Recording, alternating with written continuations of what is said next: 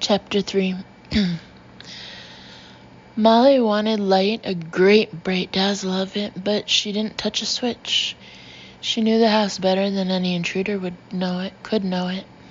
In these rooms, darkness would be her ally. Kitchen to hall to stairs, she cleaved the gloom with the point of the butcher knife and followed in its wake. Some of the treads creaked, but the rumble of a downpour masked the sounds of her hurried ascent. Upstairs, the storm still painted luminous galaxies on the skylights. Faint images of those patterns crawled the hallway floor. Approaching the bedroom, she heard a groan followed by a softer cry than those that had preceded it. Her heart clenched tight and knocked hard against its caging ribs. As she pushed open the door and entered the dark bedroom, the butcher knife twitched and bobbed like a dowsing rod, as if divining the location of a hostile intruder, seeking not water but bad blood. The mercurial light of the radiant rain, eddying through the room with a watery inconstancy, failed to illuminate every corner. Shadows shivered, throbbed. Some of them might have been more than mere shadows. Nevertheless, Molly lowered the knife. At this close range, she realized that her husband's groans and cries resulted from a struggle with nothing more threatening than a nightmare. Neil's sleep was usually as untroubled by narrative as it was deep and reliable. When slumber brought him a story, the plot was soothing, even comic. She'd sometimes watched him smiling in his sleep. On one occasion, without waking, he had laughed out loud. As with everything else about the early hours of this Wednesday morning, the past did not serve as a guide to the present. Neil's dream clearly was different from others he'd experienced during the 7 years that Molly had shared a bed with him. His panic breathing and cries of dread suggested that he raced desperately through the forests of sleep, pursued by a terror that relentlessly gained ground on him. Molly switched on her nightstand lamp. The sudden flush of light didn't wake her husband. Sweat darkened his brown hair almost to black. Wrung by anxiety, his face glistened. Putting the knife on the nightstand, she said, "Neil?" His name, softly spoken, didn't break the spell of sleep. Instead, he reacted as if he had heard the close, rough voice of death. Head tossing, neck muscles taut, twisting fistfuls of the sheet as if it were a binding shroud in which he'd been prematurely buried, he took shallow, panicked breaths, working himself toward a scream. Molly put a hand on his shoulder. "Honey, you're dreaming." With a choke cry, he sat up in bed, seizing her wrist and twisting her hand away from his shoulder as though she were a dagger-wielding assassin. Awake, he nevertheless seemed to see the menace from his dream. His eyes were wide with fright. His face had been broken into sharp new contours by the hammer of shock.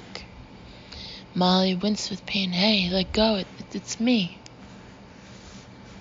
He blinked, shuddered, released her. Taking a step backward, rubbing her pinched wrist, she said, "Are you all right?"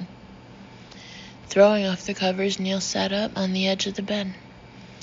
He was wearing only pajama bottoms, although not a big man, 5'10", and trim. He had powerful shoulders and muscular arms. Molly liked to touch his arms, shoulders, chest. He felt so solid, therefore reliable. His physique matched his character. She could depend on him, always. Sometimes she touched him casually, with innocent intention, and passion followed as urgently as thunder in the wake of lightning. He had always been a confident but quiet lover, patient and almost shy. The more aggressive of the two, Molly usually led him to bed instead of being led. After 7 years, her boldness still surprised and delighted her. She had never been that way with another man.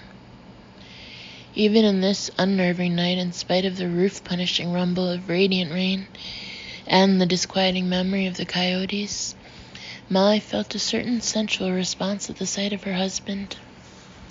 His tousled hair, his handsome beard-stubbled face, his mouth as tender as that of a boy. He wiped his face with his hands, pulling off cobwebs of sleep. When he looked up at her, his blue eyes seemed to be a deeper shade than usual, almost sapphire. Darker shadows moved in the blue, as if a nightmare memory of poisonous spiders still scurried across his field of waking vision. "Are you all right?" Molly repeated. "No." His voice was rough, as though cracking from thirst and raw with exhaustion after a desperate chase across the fields of sleep. "Dear Jesus, what was that?" "What was what?" He got it from the bed. His body had a coiled spring tension, every muscle taut. His dream had been a hard-turned key that left him as stressed as overwound clockworks. "You were having a nightmare?" she said. "I heard you shouting in your sleep."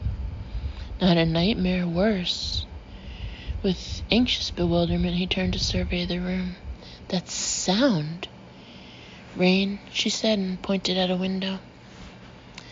Neil shook his head. "No, not just rain. Something behind it, above it."